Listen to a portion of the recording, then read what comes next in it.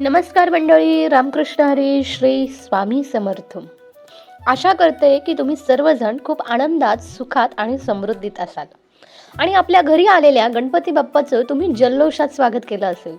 तर मंडळी, आज आपल्याला जाणून घ्यायचं आहे की घरी येणाऱ्या गौराईंचं स्वागत आपल्याला कशा प्रकारे करायचं आहे. गौराई घरी आणण्याचा शुभ मुहूर्त काय आहे, कशा प्रकारे आपण त्यांचं स्वागत करू शकतो, 3 दिवसांमध्ये गौराईंचं काय काय आव्हान कशा प्रकारे करायचं आहे, गौराईंना कोणत्या प्रकारचा नैवेद्य द्यायचा आहे, हे सर्व आज आपण आपल्या व्हिडिओमधून पाहणार आहोत. तर मंडळी, आपल्या चॅनलला सबस्क्राईब केलं नसेल तर लवकरात लवकर सबस्क्राईब करा. आपला व्हिडिओ आवडल्यास व्हिडिओला कमेंट करा. आपल्या नातेवाईकांना आपला व्हिडिओ नक्की शेअर करा आणि चॅनलला भरभरून प्रेम द्या. चला मंडळी, जाणून घेऊया आजच्या गौराईंच्या आगमनाविषयी. गणेश चतुर्थीनंतर 3ऱ्या दिवशी गौराईंचं आगमन होतं. 3 दिवस चालणारा हा उत्सव खूप मोठ्या आनंदात, मोठ्या थाटामाटात आणि जल्लोषात साजरा केला जातो. भाद्रपद शुद्ध सप्तमीला अनुराधा नक्षत्रात गौरी आवाहन केलं जातं. ती एकटी येत नाही, तर त्या दोघी बहिणी येतात, म्हणून त्यांना ज्येष्ठा आणि कनिष्ठा गौरी म्हणतात. गौरी ही गणपतीची आई म्हणजे पार्वती माता आणि माता लक्ष्मीची थोरली बहीण मानली जाते. प्रत्येक घरात आपल्या आपल्या चालीरीती, कुळधर्म, कुळाचार याचं पालन करून गौरी आवाहन, पूजन आणि विसर्जन केलं जातं. काही घरांमध्ये गणपती बसत नाही, पण गौरी बसतात. त्याचप्रमाणे मंडळी, महाराष्ट्रातील अनेक भागात वेगवेगळी प्रथा पाहायला मिळते. कोकणात गौराईंची एक खास परंपरा असून विदर्भात महालक्ष्म्या पाहायला मिळतात. कुठे हुब्या तर कुठे खड्यांच्या गौराई आणण्याची परंपरा आहे. तर काही घरांमध्ये तेरड्याची रोपे एकत्र करून त्याला गौराईचा फोटो किंवा मुखवटा लावून त्याची पूजा केली जाते. प्रत्येक भागात, प्रत्येक घरात आपापल्या चालीरीतींनुसार कुळधर्म, कुळाचाराचं पालन करून गौराई आवाहन करत असतो. त्याचप्रमाणे यंदा रविवारी 31 ऑगस्टला गौराईंचं आगमन होणार आहे. सोमवारी 1 सप्टेंबरला गौरींचं पूजन आणि नैवेद्य असणार आहे. तर मंगळवारी 2 सप्टेंबरला गौराईंचं गणपतीसह विसर्जन करण्यात येणार आहे. यंदा कोकणात 7 दिवसांनी गौरीसह बाप्पाचे विसर्जन होणार आहे. गौराई आगमन शुभ मुहूर्त 31 ऑगस्टला संध्याकाळी 5:25 चंद्र अनुराधा नक्षत्रात गौरींचं आगमन होणार आहे. गौराई पूजनासाठी 1 सप्टेंबरला ज्येष्ठा गौरी पूजेचा शुभ मुहूर्त पहाटे 5:59 तर संध्याकाळी 6:43 राहणार आहे. गौराई मातेच्या विसर्जनाचा शुभ मुहूर्त हा 2 सप्टेंबर रोजी रात्री 9:50 मूळ नक्षत्रावर ज्येष्ठा गौरीचं विसर्जन करावं असं पंचांगानुसार मुहूर्त आहे.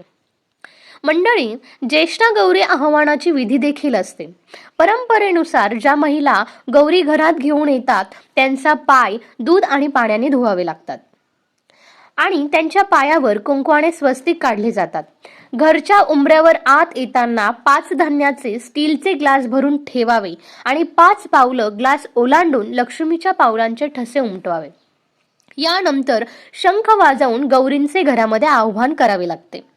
गौरी स्थापना करण्यापूर्वी त्याने घरातील देवघरासमोर ठेवून घरात ऐश्वर्य नांदो आणि वैभव निर्माण हो, समृद्धी यो अशी प्रार्थना आपल्याला घरातील देवघरापुढे करावी लागते.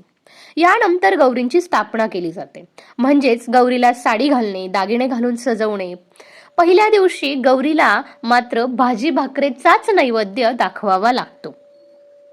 त्यानंतर गौराईंच्या आगमनाच्या 2ऱ्या दिवशी गौरी पूजन करण्याची परंपरा आहे. या दिवशी सकाळी गौरीची पूजा, आरती करून बनवलेले फराळ जसे की रव्याचे लाडू, शंकरपाळ्या, शेव, करंजी, चकली. त्याचप्रमाणे आता बरीचशी लोक बाहेरून स्वीट होम मधून मिठाई ह्या सुद्धा अनेक प्रकारच्या गोष्टी घेऊन येतात. तर हा सर्व नैवेद्य गौरींसमोर दाखवावा लागतो. दुपारी पुरणपोळी, 16 भाज्या एकत्र कराव्या लागतात. देवफळ, आंबाड्याची भाजी, कढी, शेंगदाण्याची चटणी, डाळीची चटणी, पापड, भजी इत्यादी सर्व काही बनवून गौराईंपुढे नैवेद्य दाखवावा लागतो. सायंकाळी हळदी कुंकवाचा कार्यक्रम ठेवायचा असतो. महाराष्ट्रातील अनेक भागात गौरी पूजनाच्या दिवशी नातेवाईक आणि ओळखीच्या लोकांना जेवण्यासाठी बोलवण्याची परंपरा आहे. त्याचप्रमाणे 3ऱ्या दिवशी गौरी विसर्जन होतं. या दिवशी सकाळी सुतात हळदी कुंकू, बेलफळ, झेंडूची पानं, झेंडूची फुले, काशी, भोपळा, फूल, रेशमी धागा यांचे प्रत्येकी 1-1 गाठ बांधून गाठी तयार कराव्या लागतात. गौरी महालक्ष्मीच्या ओठीत किंवा डोक्यावर ठेवावे लागतात. नंतर गौरी महालक्ष्मीची आरती करून गुळ खोबऱ्याचे किंवा गोड शेवयांचा नैवेद्य दाखवावा लागतो आणि गौरी विसर्जन करावं लागतं. चला तर मंडळी, आशा करते की आपल्या व्हिडिओमध्ये तुम्हाला खूप महत्त्वाची जाणीवपूर्वक अशी माहिती मिळालेली आहे आणि त्याचबरोबर आलेला हा गणपती उत्सव, त्याचबरोबर गौराईंचं आगमन या सोहळ्याच्या तुम्हाला खूप खूप मनापासून हार्दिक शुभकामना व्यक्त करते आणि गणपती बाप्पांसमोर प्रार्थना करते की तुम्हा आम्हा सर्वांना या वर्षी सुख, समृद्धी, ऐश्वर्य, संपत्ती लाभो. आपल्या सर्वांना भरभराटीचे दिवस येवो. बाप्पांचा आशीर्वाद तुम्हा आम्हा सर्वांना लाभो ही आशा व्यक्त करून व्हिडिओमध्ये इथेच थांबते. व्हिडिओ आवडल्यास चॅनलला सबस्क्राईब करा, लाईक करा, व्हिडिओ शेअर करा. पुन्हा एकदा सर्वांना मनापासून नमस्कार. रामकृष्ण हरी. श्री स्वामी समर्थ.